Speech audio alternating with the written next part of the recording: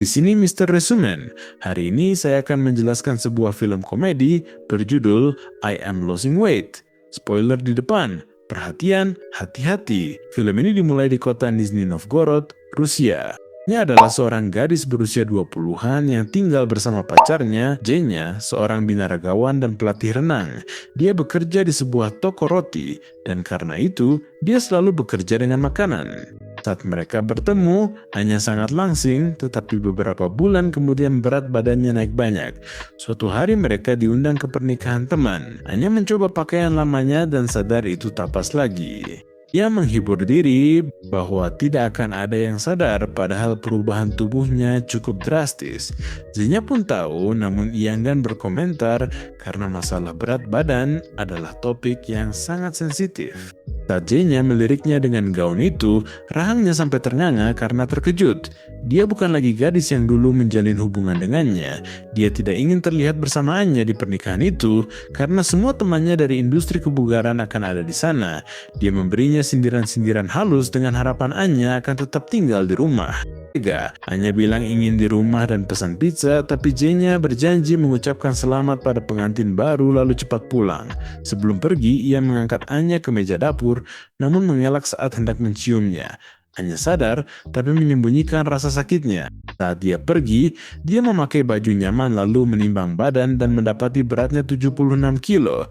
Meski selalu mengeluh gemuk, dia hanya ingin minum air setelah afirmasi hariannya. Bahkan kini, ia menggoreng makanan dan berselancar di internet sambil menunggu pacarnya. Saat menelepon, ia melihat foto-foto Zenya dan teman-temannya di pernikahan, lalu cemas karena para gadis itu langsing dan bugar. Hanya terus membandingkan dirinya dengan mereka. Ia kemudian menemukan foto Zenya bersama seorang gadis. Saat memeriksa profilnya, ia sangat terkejut melihat video gadis itu mencium pipi Zenya, lalu segera berdandan dan pergi. Ia menelepon Natasha untuk menjemputnya. Natasha sadar Anya bertambah berat badan, namun baginya Anya tetap cantik. Ia menenangkan Anya agar lebih percaya diri. Saat tiba, Anya melihat Zenya berdansa. Rasa cemburu langsung menguasainya dan dia menyela di antara mereka. Zenya tampak jelas terkejut, tetapi tetap menari sementara gadis yang satunya mengejek lalu pergi. Beberapa saat kemudian, pasangan itu duduk dan Anya mulai makan. Dia bertanya mengapa Zenya menari dengan seorang gadis, tetapi Zenya berusaha mengelak. Katanya mereka sedang menari bersama. Saat Anya mendesak, dia menyerangnya dan mengaku sudah tak suka lagi. Dia bilang Anya cuma makan dan jadi beban. Anya menangis sebelum pasangan pengantin baru mendekat. Mereka berusaha tersenyum, tetapi senyumnya pudar saat pengantin bertanya apakah Anya hamil. Setelah itu, Zenya pamit lalu pergi. Di adegan berikutnya, Anya naik bus ke rumah ibunya, menangis pilu tanpa peduli orang-orang di sekitarnya. Ia memergoki ibunya bicara dengan teman kencan. Merasa ada yang tak beres, ia pergi memberi privasi. Anya mengaku diputuskan karena berat badan, tapi ibunya bilang ia tak gemuk, hanya bertulang besar. Komentar itu membuatnya merasa jauh lebih buruk daripada yang sudah dia rasakan. Malam itu dia tidur di sofa ibunya sambil memeriksa foto-foto Zenya di ponselnya. Dia juga menemukan sebuah foto dirinya dari beberapa bulan yang lalu. Dia memperbesar tubuhnya dan sedih saat melihat betapa banyak dirinya telah berubah. Keesokan paginya, dia menerima telepon dari Natasha yang memintanya datang. Anya menempati sebuah kasur di balkon milik Natasha dan tinggal di sana sambil mengeluhkan putusnya hubungannya. Ternyata Zenya telah pergi ke sana malam sebelumnya untuk meninggalkan semua barang milik Anya. Natasha memintanya tinggal dengannya dan suaminya, Dimas, sebentar sampai mendapat rumah.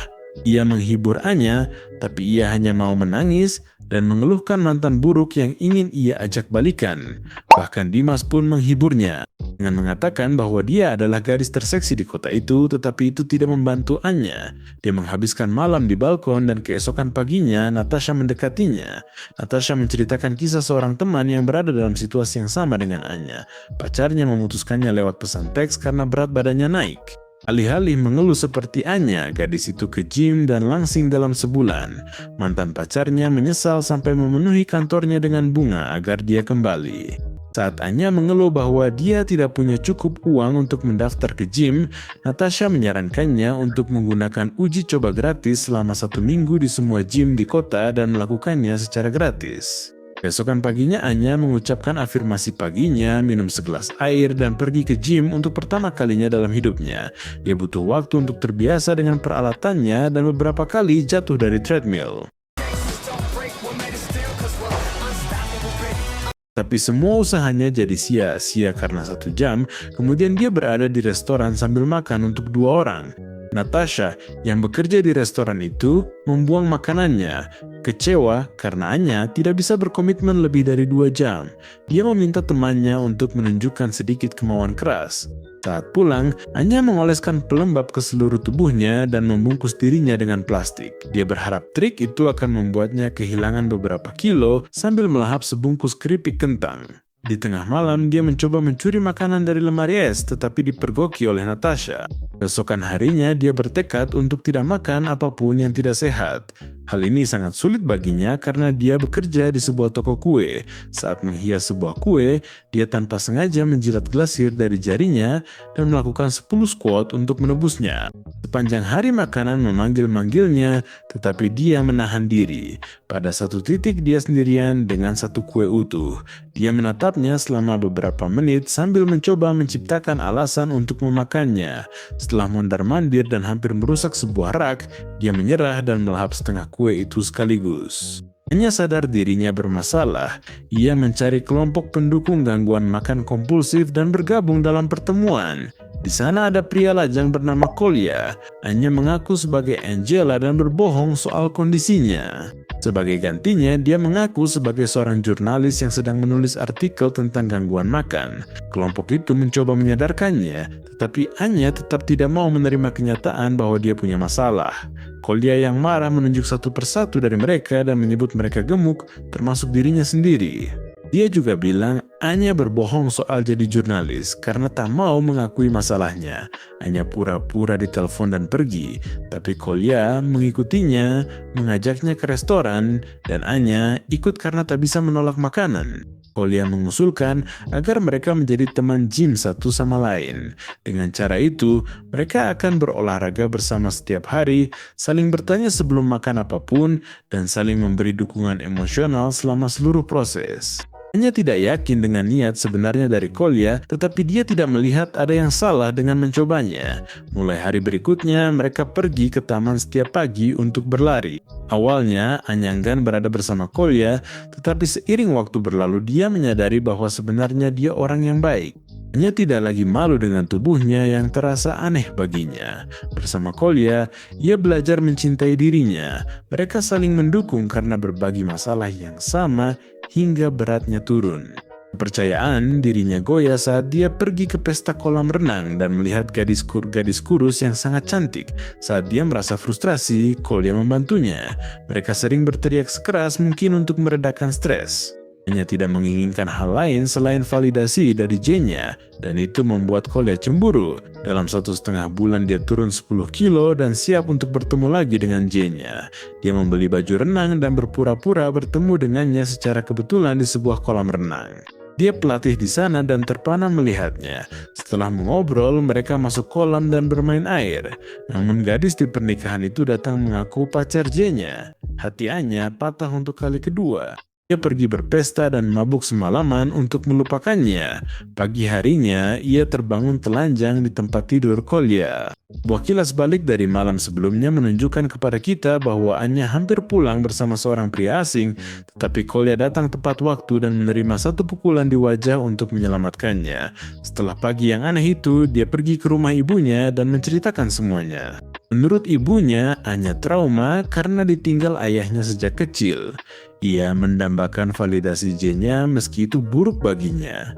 Anya paham, lalu mengajak Kolya menyetir untuk menemui ayahnya 5 jam perjalanan. Selama perjalanan, Kolya sering mencoba mendekatinya, menunjukkan bahwa dia menyukainya, tetapi Anya tidak menyadari pendekatan-pendekatannya. Akhirnya mereka bertemu dengan ayahnya, Sergei, di sebuah rumah kayu tempat dia tinggal bersama seorang wanita. Anya bertanya kenapa ayahnya tak mau terlibat dalam hidupnya. Sergei mengingatkan saat dia datang ke ulang tahunnya membawa hadiah, tapi Anya membuangnya lewat jendela. Malamnya, Anya tak sengaja menjatuhkan lilin dan membakar rumah kayu itu. Sergei berteriak padanya karena telah merusak rumahnya tanpa memedulikan keselamatannya. Anya dan Kolya segera pulang setelah itu. Sebelum berpisah, dia menciumnya di hidung.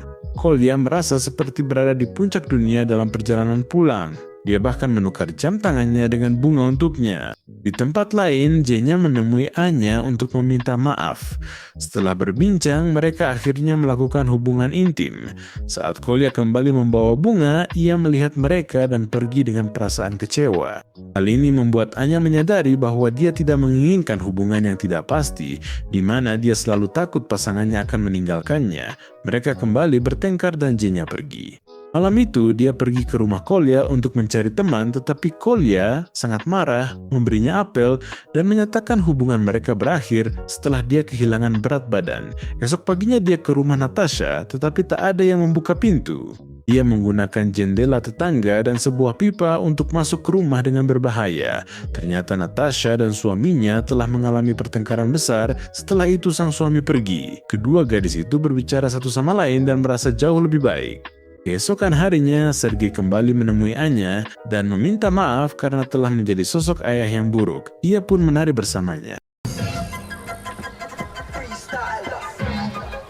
Setelah berbaikan, Anya pergi ke maraton kebugaran menemui Kolya. Ia melihatnya minum minuman dingin lalu membuangnya, menegaskan bahwa ia pasangannya.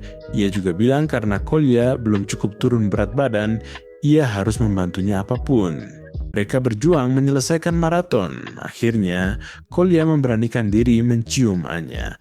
Anya sadar terobsesi penampilan tak akan membuatnya bahagia. Kebahagiaan sejati adalah menerima diri sendiri apa adanya, seperti yang dilakukan Kolya. Dia selalu berusaha meningkatkan kesehatannya, tetapi tidak pernah malu dengan penampilannya. Dan Anya berusaha untuk menjadi seperti dia. Dan begitulah akhir dari film keren banget ini. Berlanggananlah untuk menonton lebih banyak video seperti ini, aktifkan notifikasi dan tinggalkan like untuk membantu channel ini. Terima kasih sudah menonton.